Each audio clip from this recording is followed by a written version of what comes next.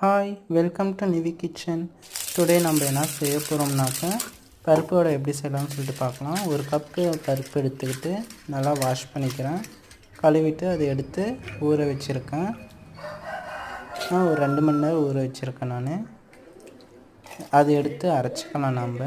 அது அரைக்கும் போது நம்ம என்னென்ன போடணும்னு சொல்லிட்டு சொல்கிறேன். அதில் சோம்பு, பட்டை, லவங்கம், 2 பச்சை மிளகாய் வேணால் போட்டுக்கோங்க. நான் காஞ்ச மிளகாய் இருக்குதுன்னு சொல்லி போட்டிருக்கேன். அதை அரைச்சி எடுத்துக்கலாம். இன்னும் பாதியமாக இருக்கணும் அரைச்சது. கொஞ்சம் பருப்பு, கொஞ்சம் நைஸாக இருக்கிற மாதிரி கூட அரைச்சிக்கலாம். அப்புறமா பூண்டு தட்டி போட்டுக்கிறேன் பொட்டோட. அப்போ தான் அது மெயினே அதுதான், பூண்டு தான் நல்லாயிருக்கும் அதுக்கு. அப்புறமா வெங்காயம், ஒரு வெங்காயம் எடுத்திருக்கேன், நல்லா சின்ன சின்னதாக இறுக்கிட்டேன்.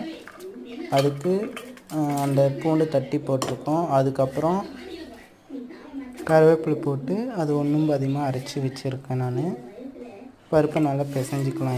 அதில் உப்பு கொஞ்சம், மிளகாத்தூள், கறி மசாலா இல்லைன்னா கரம் மசாலா போட்டுக்கலாம்.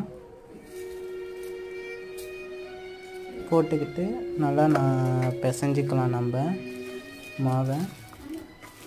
உப்பு போட்டிருக்கறனால நல்லா கொஞ்சம் பிசைஞ்சிக்கலாம். எனக்கு தெரிஞ்சு இதே போதும், தண்ணி ஊற்ற வேண்டிய தேவையில்லை. உங்களுக்கு ரொம்ப கொஞ்சம் இதாக இருந்துச்சுன்னா தண்ணி ஊற்றி இது பண்ணிக்கலாம். நான் வீடியோ எடுக்கிறனால என்னால் தட்டி போட முடியல, அதனால் ரவுண்டாக தான் போட்டிருக்கேன். பாருங்கள், ரவுண்டாக போட்டேன்.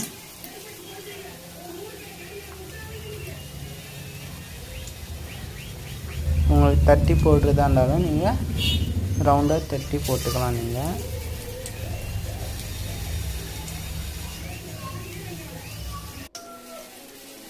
இப்போது நான் நல்லா ப்ரௌன் கலராக ஆகிற வரைக்கும் நல்லா வதக்கலாம். ஸ்லோவாக வச்சுக்கலாம் நம்ம கேஸை. பாருங்கள், ஆயிடுச்சு. நம்ம பருப்பு வடை முடிஞ்சிடுச்சு. இப்படி தான் வந்துச்சுங்க எனக்கு.